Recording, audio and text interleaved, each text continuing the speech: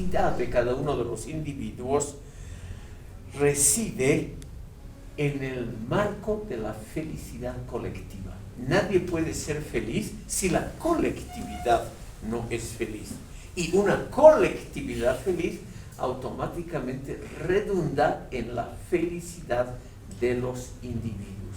Muy parecido a lo que se dijo cuando la Unión Soviética estableció su primer gobierno. Hay también los rasgos positivos. En la utopía de Tomás Moro se permiten todas las religiones. La religión dominante es una religión intelectualista, un deísmo muy filosófico y tolerante con los otros credos, y existe completa libertad religiosa. Otro rasgo progresista: las mujeres pueden ser sacerdotisas. No existe la pobreza, no hay miseria, y como todos tienen lo suficiente para vivir, no existe el sentimiento que para Moro lo más grave, la codicia, la ambición. Ustedes, chicos y chicas presentes aquí, viven en un mundo muy diferente, donde la codicia es algo muy bien visto. Por ejemplo, la codicia, el deseo de ser mejor que nosotros, ganar más dinero, etc. Es algo muy usual aquí. Hace unos 20 años, una de las películas más populares se llamó justamente La codicia es lo bueno, o La codicia es lo agradable. Y hoy es más o menos así. En cambio, como no hay propiedad privada, nadie puede poseer nada. La propia casa donde uno habita es una casa abierta que no puede cerrarse a ninguna visita. Entonces nadie en el fondo ambiciona los bienes ajenos. Es una idea obviamente muy ingenua. Sigmund Freud, el padre del psicoanálisis, se ha preocupado de estudiar esa ingenuidad inherente a los propósitos utópicos. Y realmente hay algo de ingenuidad al pensar que la abolición de la propiedad privada va a traer la paz social y todas las otras maravillas que Moro describe. La clase dirigente son los inteligentes, los filósofos, los pensadores. Nosotros estaríamos muy bien en ese mundo, estaríamos automáticamente formando parte de la clase dirigente. Pero Moro no explica cómo se conforma esa clase, o sea, ya está dada de entrada, ni tampoco explica cuáles son los límites. No existe una constitución, por lo tanto no existe un reglamento general que diga cuáles son los límites de la clase gobernante, qué es lo que puede y lo que no puede hacer. En eso todas las otras utopías son muy similares. Al mismo tiempo es una sociedad altamente vigilada. No es una sociedad tan libre, esa sociedad de la isla de Utopía.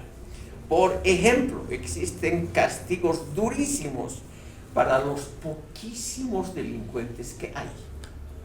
En la isla Utopía no existen abogados.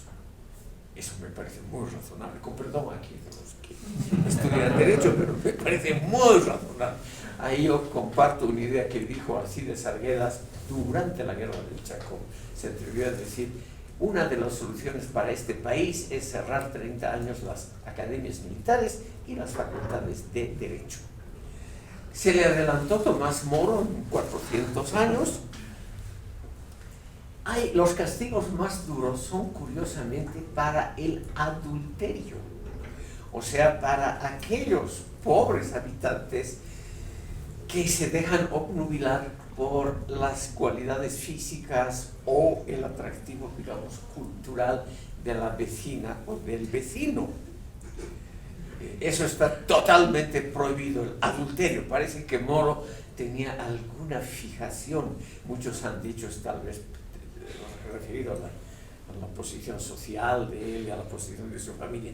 El adulterio es una de las poquísimas cosas realmente graves que se dan en la isla.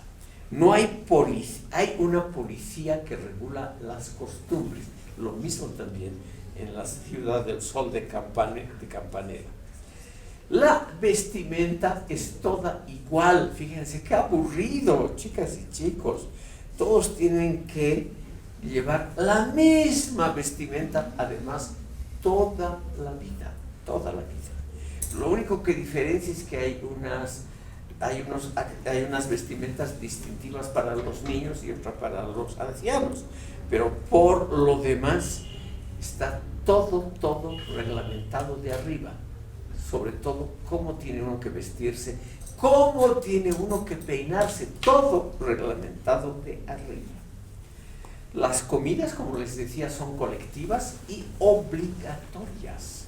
O sea, no se puede comer tranquilamente en su casa lo que uno quiera, sino que uno tiene que comer lo que está en la mesa de los comedores colectivos. Para visitar cualquier otra ciudad dentro de la isla, hay que pedir permiso a esa policía de costumbres. En Irán, actualmente en Persia, existe una policía que tiene exactamente ese nombre, Policía de las Costumbres. Y obviamente los habitantes no pueden ir al exterior. Muy similar a la utopía platónica.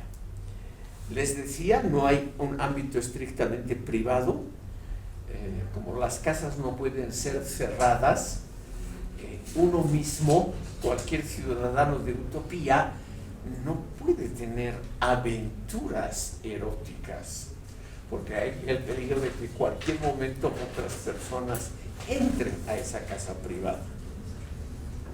Y luego, finalmente, estimado público, nunca se explica en utopía cómo se constituyó la clase dirigente, o sea, la élite gobernante. No hay ninguna, simplemente ya aparece, los inteligentes aparecen ya dominando la isla, sin naturalmente ninguna limitación a sus funciones. Como no hay constitución, por lo tanto tampoco está definido qué hace o dónde están los límites de las autoridades. Como les decía, lo interesante de la utopía es, empezando por el nombre. Seguramente ha habido un error de imprenta y el nombre que le quería dar Tomás Moro no era utopía, que en griego es no hay lugar o sin lugar, sino eutopía, oitopos, el lugar bueno, el lugar perfecto. Seguramente ese era el nombre original que quería dar. Pasaremos brevemente, estimado público, al otro gran pensador renacentista, que es el italiano Tommaso Campanella. Como este es mucho menos conocido, me permito unas breves indicaciones sobre una terrible vida, porque Moro al final de su vida lo decapitaron, ¿no? Perdió la cabeza, literalmente, por contradecir a su rey. Lo decapitaron. Pero el resto de su vida lo pasó muy bien, tuvo los cargos más altos, los mejores salarios, es decir, los amigos más ilustres de Europa. Erasmo era su íntimo amigo, etc. En cambio, Tommaso Campanella era una persona de origen muy modesto del extremo meridional del sur de Italia, de la punta que hace la península italiana que se llama Calabria. Ahí de esa punta venía este señor. Tommaso Campanella fue destinado desde niño, no le preguntaron su opinión, lo destinaron a un convento. Fue sacerdote, monje, y fue un espíritu rebelde que siempre tuvo problemas con su orden, que era la orden de los dominicos, la orden de los predicadores. Los dominicos o dominicanos, estimado público, se han distinguido siempre por ser la orden más estricta en cuestiones de teología, la más dogmática. Los dominicanos fueron los que manejaban la Inquisición, una orden terrible. A esa orden de los dominicanos pertenecía Tommaso Campanella.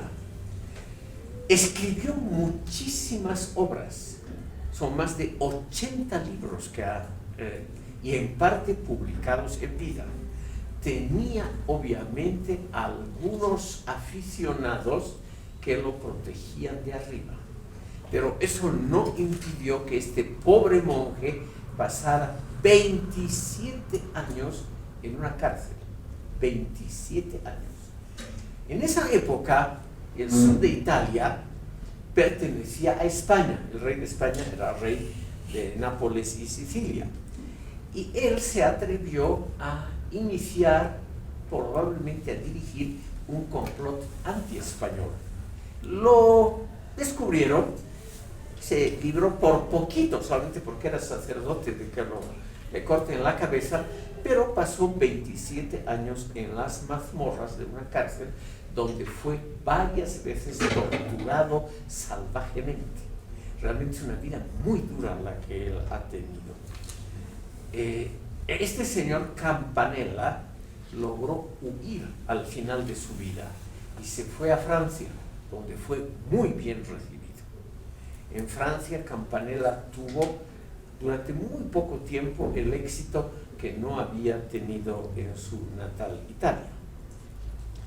Veremos la obra, estimado público, La Ciudad del Sol, que en el subtítulo se llama Ensayo de una República Filosófica. Así se llama la obra, que apareció en 1623. La obra es filosóficamente, lamentablemente, mucho más aburrida que la Utopía de Tomás Moro. Además, no está hecha literariamente tan bien. Es aparentemente un debate, una discusión entre el gran maestre de la orden hospitalaria, que hoy se la conoce como la Orden de Malta, y un almirante genovés que ha visitado la isla donde está la Ciudad del Sol, que además está indicada geográficamente muy bien donde es. Es la isla que hoy es Ceilán o Sri Lanka, un país independiente al sur de la India, en pleno Océano Índico. Quiero mostrarles los rasgos definitorios de esta utopía, la Ciudad del Sol. También tiene una clase dirigente que no está legitimada democráticamente, sino que ya aparece en la narración como si siempre hubiera existido. Esto también les va a gustar a ustedes. La figura central es el metafísico, o también llamado el Sol. Por eso toda la isla se llama la isla y la Ciudad del Sol. El Sol, el metafísico, es el que tiene la potestad absoluta, no limitada por nada, para gobernar a sus súbditos y a la Ciudad del Sol, que lleva obviamente su nombre. Él está, y aquí es la originalidad de Campanella, es uno de los primeros autores que propone una división de la administración pública. Y esa división es la que está indicada en la pizarra. Cada una de las tres grandes divisiones está manejada por un príncipe, que también tiene autoridad absoluta no delimitada. Pero de todas maneras, Campanella se ha molestado, al contrario de los otros utopistas, en hacer lo que ahora podríamos llamar una repartición de funciones públicas. Y es una repartición relativamente razonable, pensada racionalmente. El príncipe Sin, por ejemplo, S-I-N, es el que maneja la ciencia, la educación, que es una parte importante de las actividades de la Ciudad del Sol. El príncipe Pon maneja el ejército, la policía, el control de la población, las relaciones con el exterior. Y el príncipe Mor es el que se dedica a supervisar la moral colectiva, las costumbres, y es el que naturalmente imparte también los castigos. no existe ninguna forma, absolutamente ninguna forma de propiedad privada. Todo es colectivo, incluyendo las esposas de los súbditos.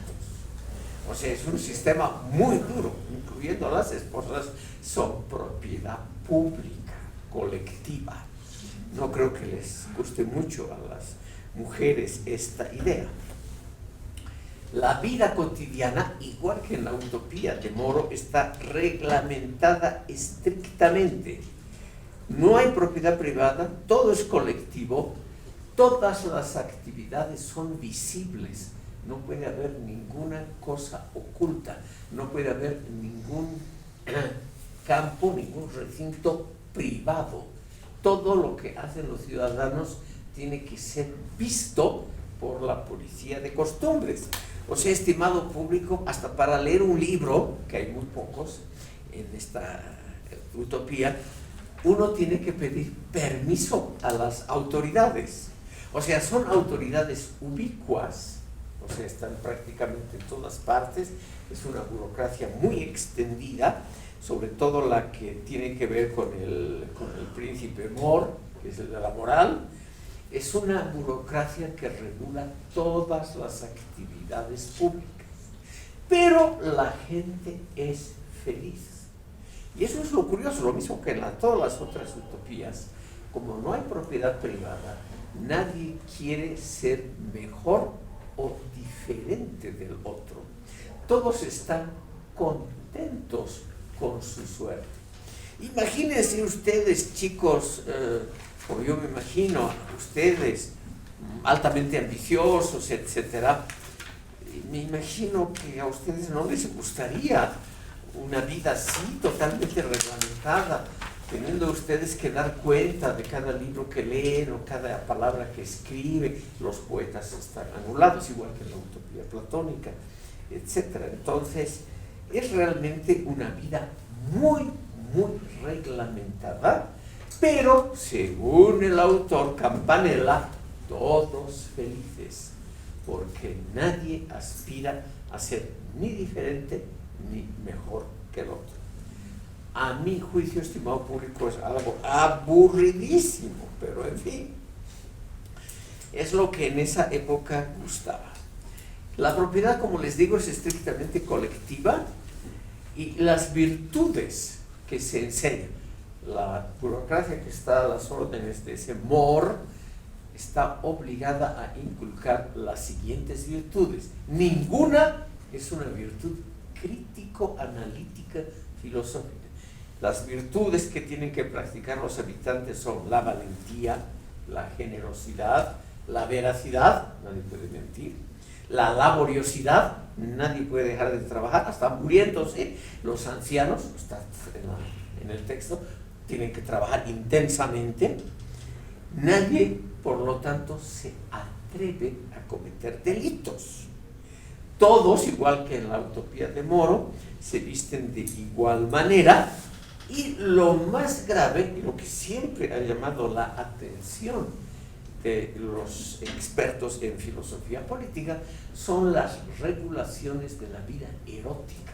Es el único autor, además, que entra en curiosísimos detalles de esa regulación a la que están sometidos los habitantes.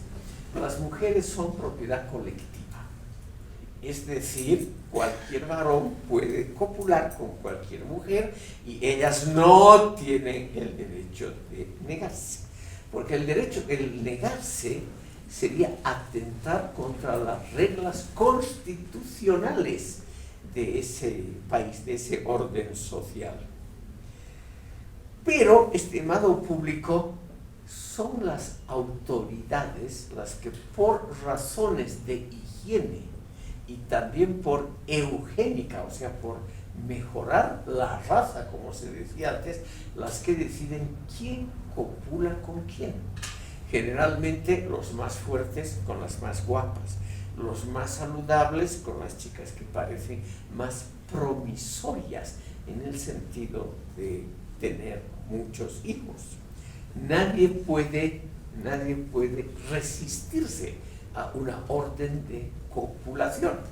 Les cuento esto porque esta parte que regula los aspectos eróticos es muy, muy amplia y ha llamado siempre mucho la atención que un monje que venía de una atmósfera completamente puritana, como Tommaso Campanella, otorgue un espacio tan grande a la cuestión de las relaciones sexuales. Por favor. Breve pregunta solo. Mencionó que Tomás Moro dijo al principio de su libro que recomendaba a los lectores que tomen esto como un experimento entre la broma y la seriedad, que no se tome tan en serio. ¿Cuál es el caso con Campanella? Seriosísimo. Seriosísimo. Era un tipo, según los comentaristas, totalmente lejano de toda ironía y broma. Era un fanático. Todos lo pintan como un monje fanático que tenía un rasgo agradable. Estaba en contra de la tiranía, que era muy dura, de los reyes españoles, que como les dije, eran los soberanos de la mitad de Italia, sobre todo del sur de Italia. Hasta 1800 y tantos, estimado público. Los soberanos, los borbones, gobernaban en el sur de Italia. En esta utopía, la ciudad del sol, en ese ambiente puritano, y esto es lo más duro, estimado público, está penado con la pena de muerte el uso de cosméticos por las mujeres. O sea, ninguna mujer puede tratar de aparecer más guapa, más atractiva de lo que es. Era un monje muy curioso Campanella, no hay duda. Como todos nosotros, tenía algunas fijaciones. Y una de sus fijaciones era la regulación de la vida erótica de los pobres ciudadanos de la Ciudad del Sol. Todos tienen que trabajar intensamente. Uno de los lemas, en eso muy razonable, el trabajo es salud. Eso yo también les recomendaría a ustedes. El trabajo es salud. Lo más curioso es que aparte de esa dedicación a cuestiones eróticas, Campanella también otorgó una gran importancia a la astrología, a la magia y a la alquimia. Una cosa muy usual en ese siglo también. No había una clara distancia, una separación entre astrología y astronomía. Entonces, por ejemplo, ¿cuándo debe copular la chica X con el varón Z? Eso decidían los astrólogos, por la posición de los planetas y cosas de la astrología, que a mí todo eso me es muy, muy extraño. Había penas de muerte por delitos que hoy nos parecen simples bagatelas, como por ejemplo criticar, aunque sea en broma, a alguna autoridad. En una atmósfera tal, estimado público, nadie obviamente se atrevía a cometer delitos. Era una sociedad totalmente puritana y severa, donde, según Campanella, nadie pasaba hambre, pero todos eran iguales como una colmena de abejas, donde solamente una pequeña parte en la colmena de abejas son la reina y podríamos llamar la clase superior, la clase que ejecuta funciones policíacas, pero después todos tienen solamente una función, que es trabajar y simultáneamente ser felices. Estaba prohibido criticar, ser infeliz, decir cosas feas del gobierno o de la situación, hasta criticar el estado del tiempo. Quiero mencionarles un pequeño detalle que tiene que ver con la historia de la filosofía y con la influencia posterior de los proyectos socialistas. Como les decía, Campanella venía del extremo sur de Italia, de una región que se llama Calabria. Y ahí mismo, en Calabria, había nacido y actuado el primero de los utopistas, posteriores a Platón, que es Joaquín de Flores. Creo que está aquí, sí. Ahí está puesto, estimado público, porque él, este utopista de la Edad Media, como es de la Edad Media no lo podemos tratar in extenso, sino solamente a toda velocidad, porque este señor ha tenido una enorme influencia sobre movimientos sociales como los cátaros, los albigenses, las grandes revueltas religiosas de la Edad Media, y también ha tenido una notable influencia sobre pensadores posteriores. Simplemente quiero mostrarles comunicarles una lista de filósofos de los últimos 200 años que se han preocupado por este Joaquín de Floris, o también Fiore. En esa época la gente no tenía nombres propios, no habían apellidos. Él simplemente era conocido como el abad Joaquín. En la vida le fue muy bien, fue abad de 2 monasterios y creó su propia orden religiosa. Pero posteriormente la Iglesia lo ha considerado un herético, un hereje. Posteriormente, en vida le fue muy bien. ¿Por qué es importante? Porque Friedrich Engels en el siglo XIX, también Schelling, el gran filósofo alemán, Ernst Bloch en el siglo XX, Münzer, la escuela de Frankfurt, Campanella mismo. Campanella era un admirador de este tipo de la misma región, etc. Todos ellos se han sentido influidos porque es el primer pensador que eso es original, este Joaquín de Floris.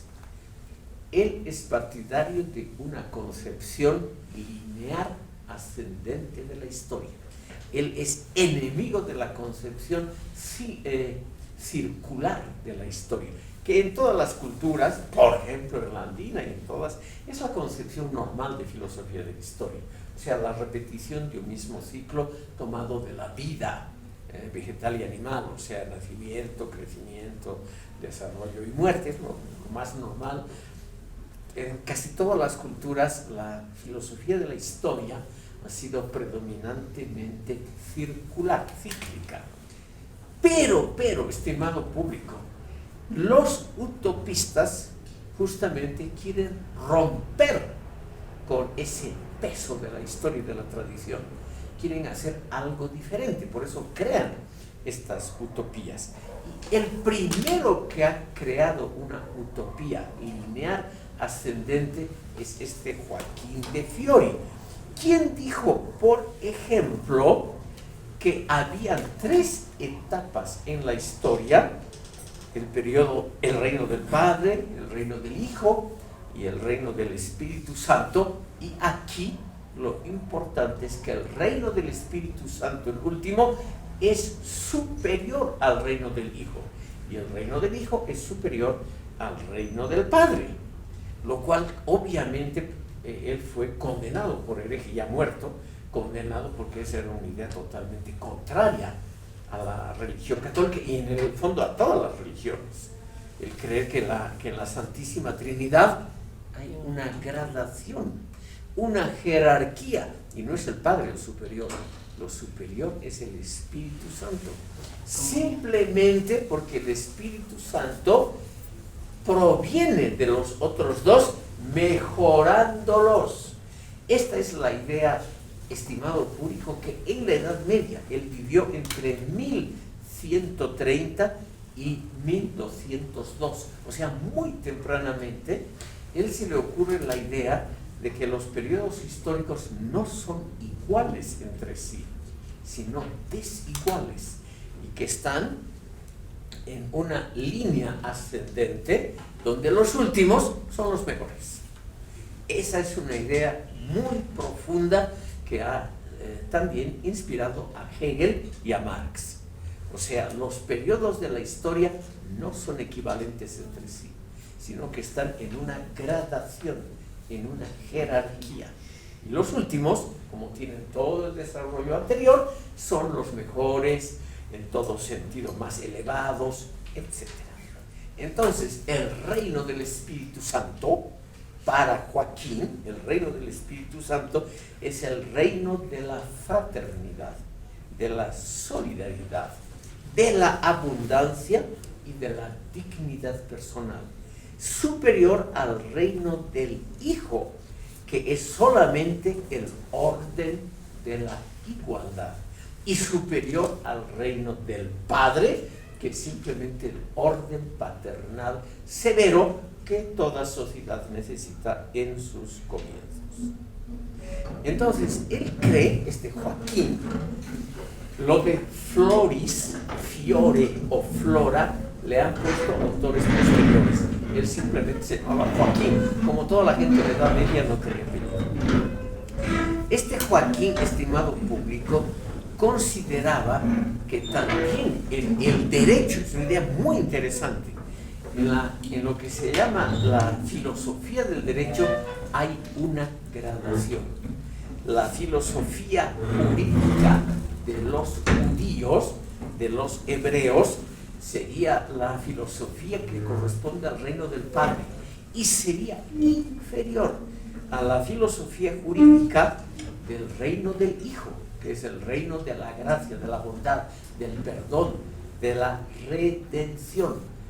Pero muy superior sería la filosofía jurídica manejada sola y exclusivamente por el amor y la compasión, que sería el reino del Espíritu Santo, porque además sería naturalmente la obra de gente inteligente. Lo mismo, una élite de gente culta, aquí sacerdotes, que tendría a su cargo el manejo del mundo, de ese mundo utópico, en el reino del Espíritu Santo. Su obra principal, la obra principal de Joaquín de Floris, se llama El Reino del Espíritu Santo, donde él pinta con mucha precisión cómo va a ser ese mundo del futuro, que además él lo predica con mucha exactitud, lo cual obviamente no ha sucedido. Él cree que ese mundo iba a venir a partir del año 1260. Reitero, él murió en 1202, y para 1260 él creyó que iba a venir el reino en todo el mundo, el reino del Espíritu Santo, cosa que por suerte no ha ocurrido. Porque ese sería también un mundo altamente reglamentado. Imagínense ustedes un mundo donde obligadamente todos nosotros estemos compelidos a actuar con amor, con devoción, con piedad, con comprensión con nuestro prójimo. Si el cónyuge nos engaña, hay que comprenderlo y perdonarlo. Si el ladrón nos roba, hay que comprenderlo y perdonarlo. Etcétera, etcétera. Por suerte ese mundo no nos ha llegado como él lo previó para 1260. Aquí el Señor tenía una pregunta. Sí, mencionó al principio sobre este señor Joaquín de Floris, que sí ha sido estudiado por muchos filósofos. O sea, entiendo que es importante porque él es el primero que propone, digamos, en esta visión más ascendiente de la historia. Sí. Más específicamente, por ejemplo, ¿por qué es tan importante, digamos, estudiar ese origen, digamos, para la escuela de Frankfurt o para, no sé qué otro filósofo mencionó? Ernst Bloch, sí. voy a anotar el nombre. Sí. Como me imagino, pudiendo equivocarme facilísimamente, que hay algunos marxistas entre ustedes, les voy a anotar el nombre del pensador marxista más famoso del mundo utópico del siglo XX, que era este pensador alemán Ernst Bloch.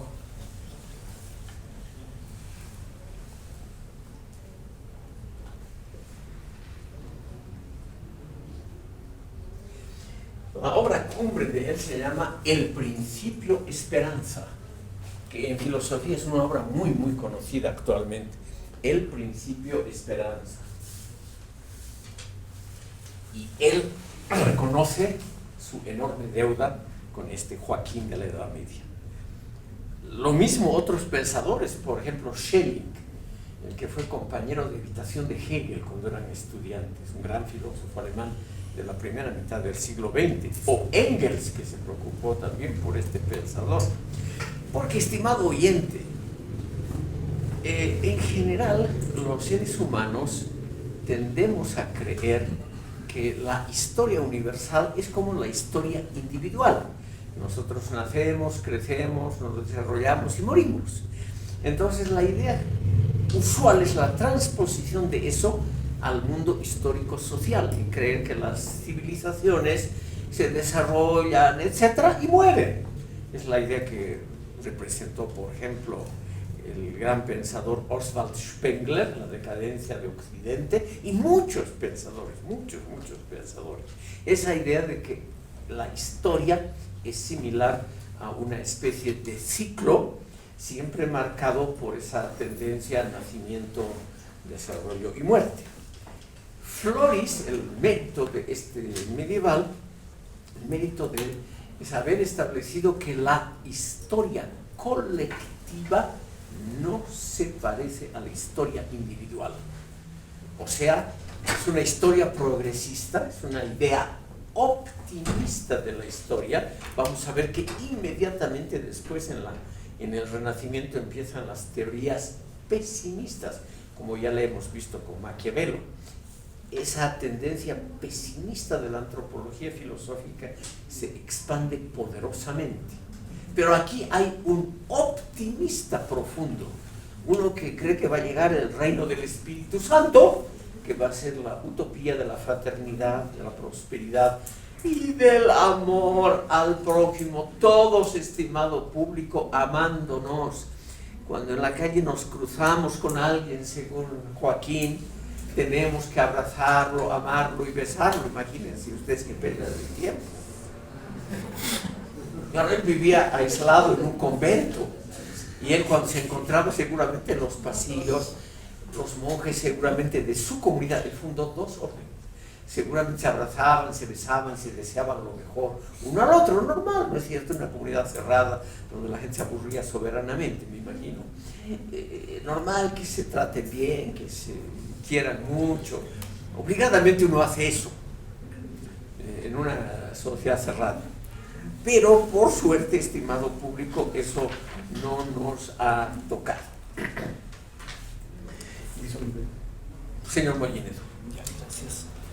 Y después, Habría entonces ciertos rasgos desde este origen de Joaquín de Flores hasta lo que son los Tomás Moro y otros posteriores, rasgos de un arcaico quizás totalitarismo expuesto, ya sea para volver a un conservadurismo ya perdido en algún tiempo de oro, o por el contrario, de querer cambiar una situación en clave revolucionaria, también para apuntar, pero a una nueva conservación ya en clave utópica, ¿no? De un comunismo o algo por el estilo.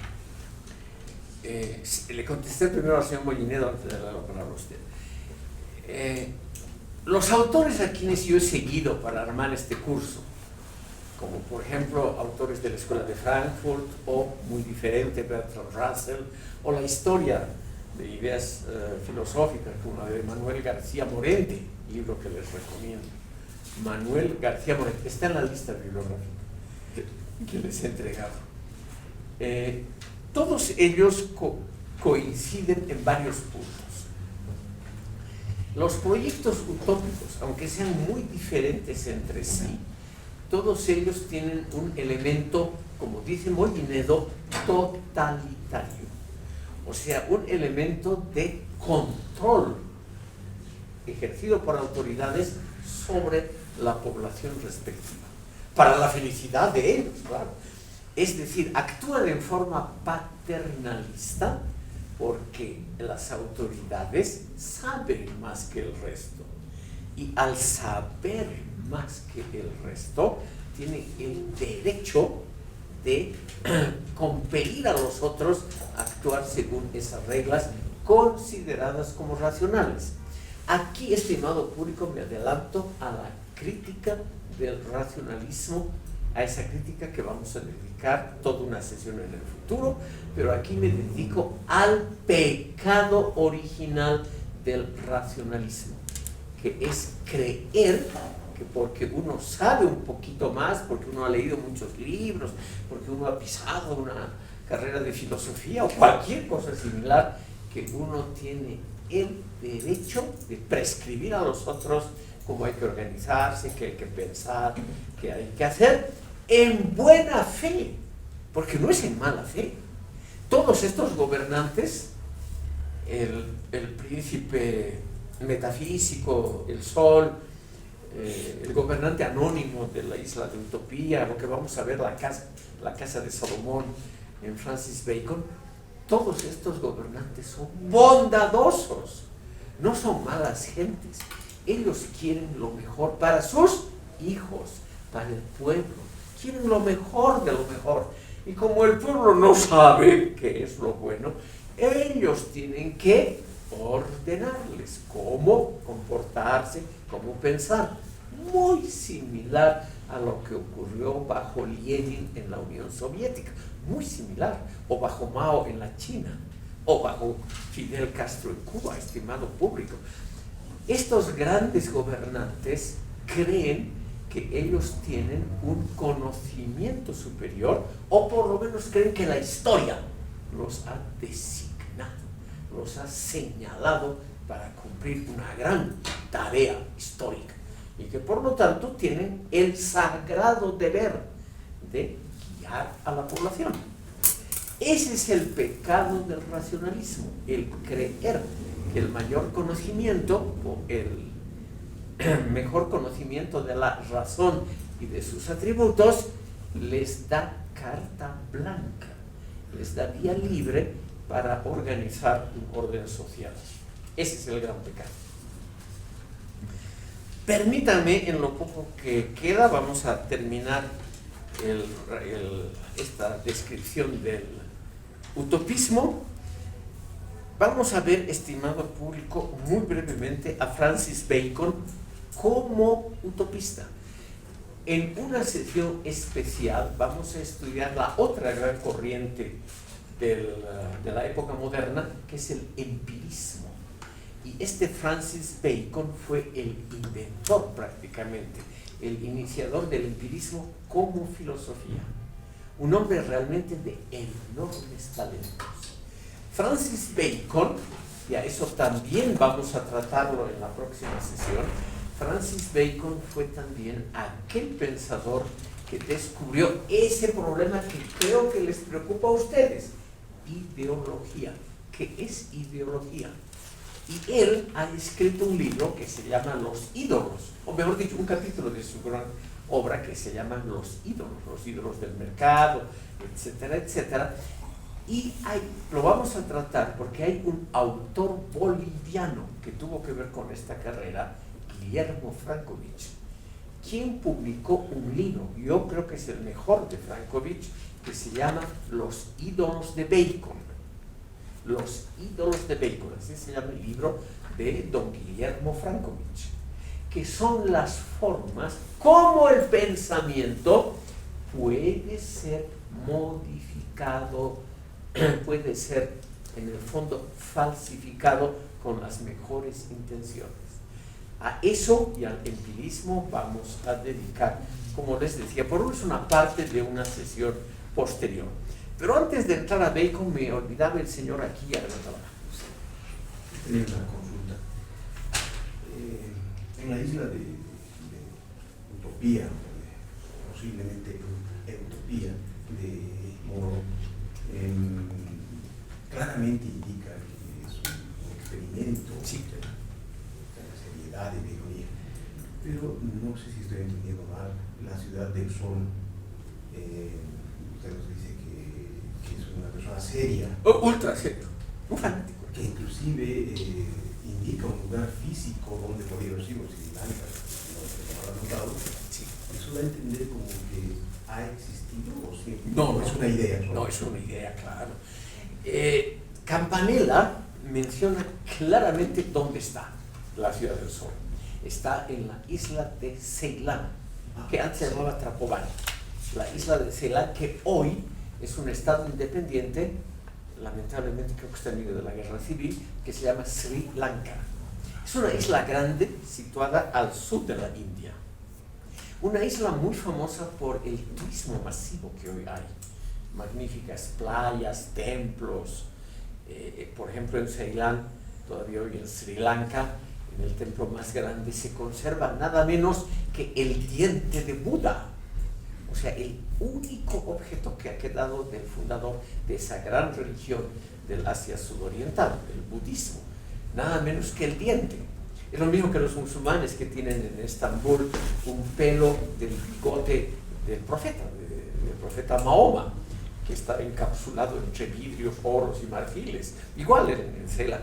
Estimado público, yo creo que ese culto de reliquias no es tan irracional como los racionalistas creen, porque evidentemente esas reliquias tienen un valor simbólico, nos hacen pensar en la persona que ha fundado esa religión. Por ejemplo, la pregunta es ¿por qué se ha conservado el diente de Buda? También se ha conservado una huella de su pie en una piedra. El poderoso Buda una vez plantó su pie sobre una piedra y quedó marcado ese pie enorme de Buda. Nosotros, obviamente, aquí en esta carrera nos reímos de esas cosas. Nos parecen supersticiones populares, pero tienen una cierta razón de ser. Por cuestiones de tiempo, por favor. Sí, bueno, como creo que está pasando, realmente quiero ver si tal vez lo que estoy pensando es simplista tal vez, pero la cuestión del individuo, ¿no? O sea, se me hace que la concepción de las concepciones del individuo que van a nacer en el liberalismo y más adelante, ¿no? De los derechos del individuo, recién están apareciendo, y mi pregunta es si es como que están apareciendo en el tiempo de Moore, de Campanella, y es como que están intentando como que es una reacción a eso. Exactamente. ¿Sí? Tiene usted completamente razón. El utopismo es en gran parte una reacción a ese individualismo codicioso, a ese individualismo profundo que se expresa también a partir del Renacimiento y cuyo máximo exponente es Maquiavelo. Esa idea de que el ser humano puede hacer lo que quiera con tal de alcanzar metas, el fin justifica los medios, esa idea fue profundamente combatida por estos tres pensadores, Bacon, Campanella y Moore. Eran anti-individualistas, eso está claro, eran colectivistas. Y se podría decir que como que el pensamiento, la ideología de la Edad Media, que previa al Renacimiento, en las clases, el campesinado, etcétera, era colectivismo, profundamente, como que todos se vestían igual también, y todo eso. Todos creían más o menos lo mismo, comían más o menos lo mismo, con excepciones, naturalmente. Sí. Claro. Es una tendencia contraria a los excesos que ellos, y eso hay que reconocer, muy inteligentemente perciben, porque esas tendencias que los marxistas llaman capitalismo, esas tendencias, estimado público, recién empiezan a aflorar. En 1516, cuando fue escrita la Utopía, todo esto era muy, muy nuevo. No hay duda que Moro, pese a que era medio fanático y que prefirió tontamente morir en el cadalso por fidelidad a la religión, en lugar de hacer como le aconsejaron todos sus amigos, en lugar de decir, sí, tú eres el jefe de la iglesia, y pensar en su foro interno otra cosa, pero él dijo, no, lo que yo pienso en mi foro interno tiene que ser público. Entonces yo muero por ser consecuente con mis ideas. Yo les aconsejo que ustedes jamás sigan esa tendencia. Que ustedes, si la opinión pública les exige algún pequeño sacrificio, háganlo tranquilamente. La vida humana vale más que la fidelidad a una doctrina. El señor Salas. Es como esa frase de Groucho Marx, ¿no? Estos son mis valores, pero si no les gusta, tengo otros. Sí, se parece, claro. Lo anotaré, espérenme un segundo. Y anotaremos lo del Francis Bacon.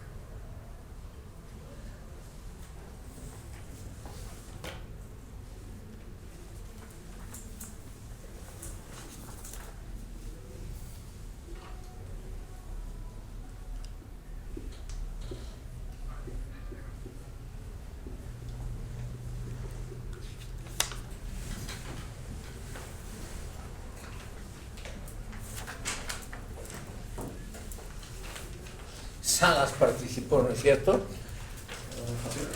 Aquí. Por favor, allá al fondo. ¿Quiere que anote su nombre? Sí, claro. Por favor, ¿cómo es? Yo tengo una memoria muy mala. Brian Machaca. ¿Perdón? Brian Machaca. Está usted ya aquí en la lista.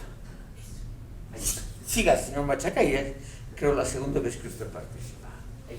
Adelante. No, que si bien estaba pensando de que si bien las utopías buscan el control del individuo, también buscan lo que es el control demográfico de las poblaciones, puesto Sí. que hay utopías que supuestamente en teoría funcionan como comunidades, como las Amish que hay por acá, o las comunidades de los menonitas acá en Santa Cruz, que supuestamente son utopías que funcionan, son bastante reducidas en población. Si es que esas utopías como las que hemos visto se aplican a ciudades de 10 millones de personas, 12 millones, se vuelven completamente inviables. Totalmente.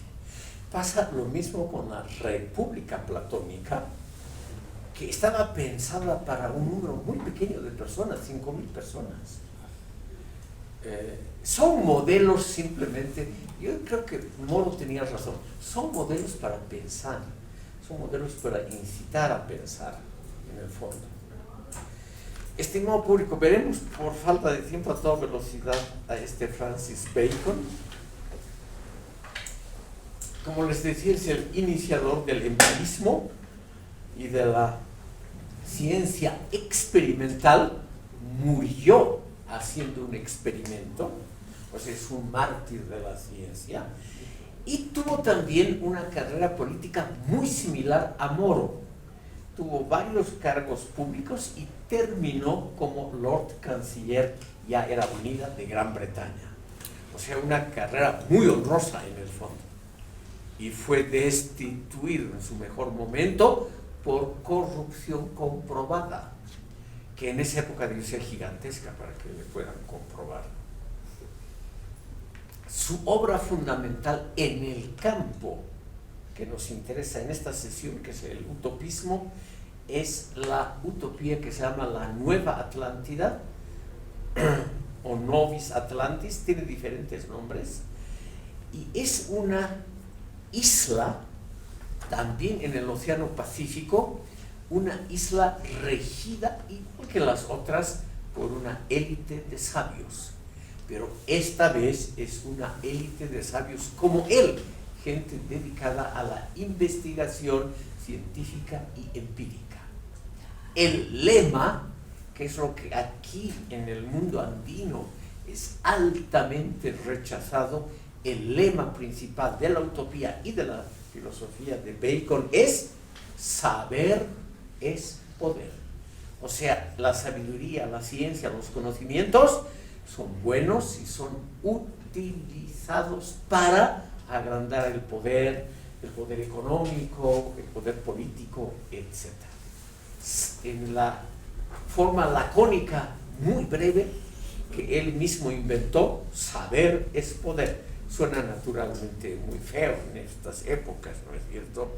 En estas épocas donde hay que amar al proletariado y cosas por el estilo, suena muy duramente.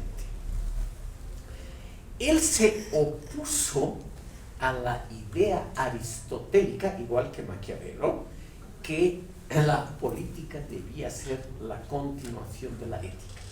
Él también creyó en la autonomía de todas las disciplinas filosóficas, científicas, en fin, en las áreas del saber.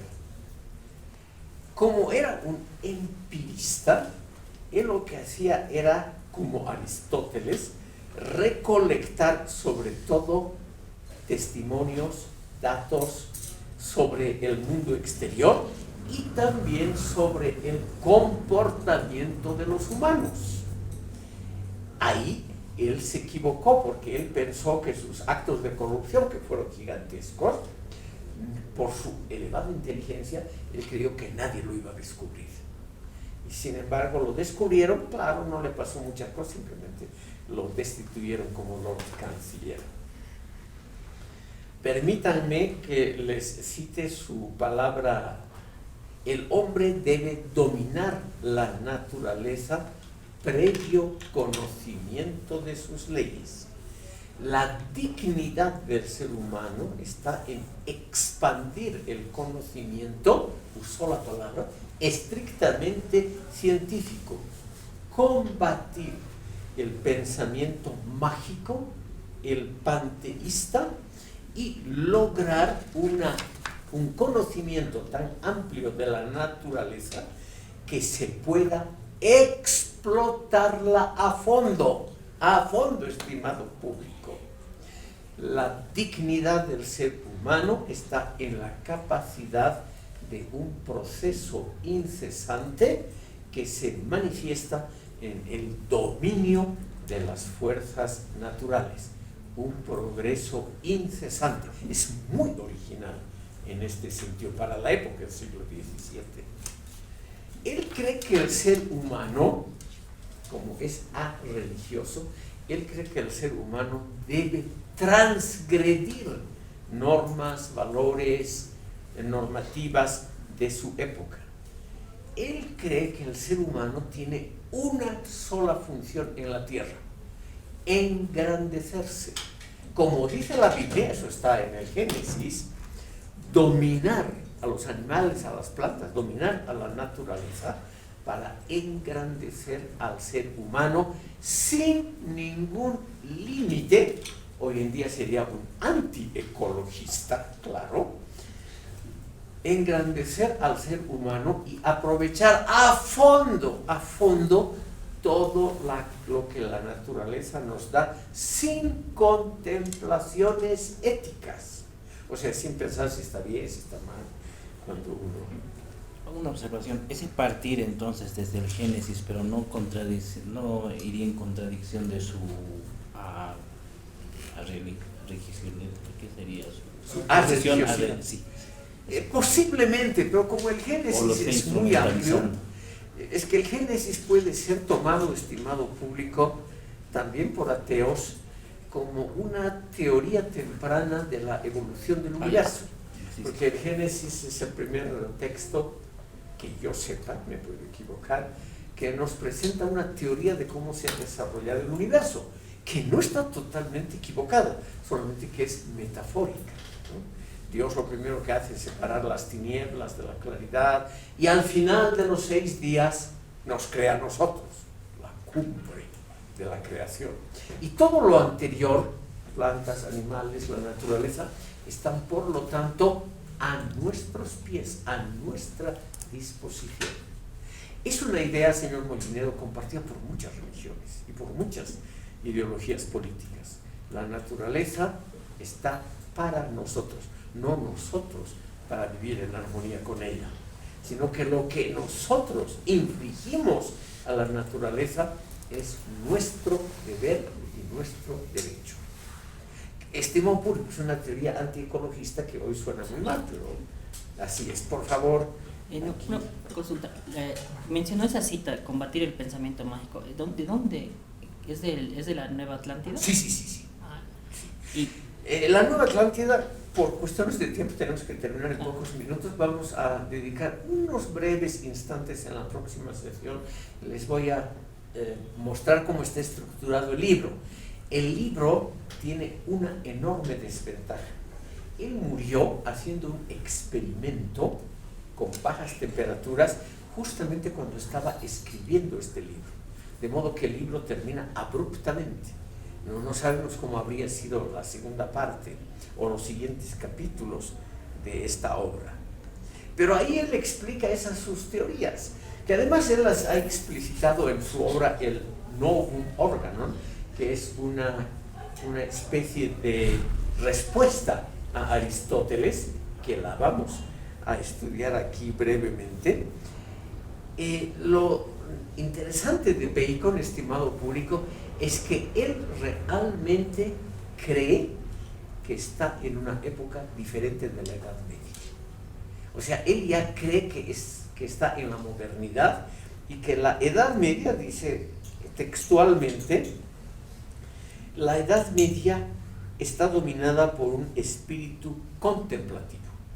Nosotros tenemos que usar otro principio, el principio de la utilización de todos los recursos naturales para nuestro progreso, no para la mayor gloria de Dios o cosas así, que eran los principios rectores de la Edad Media.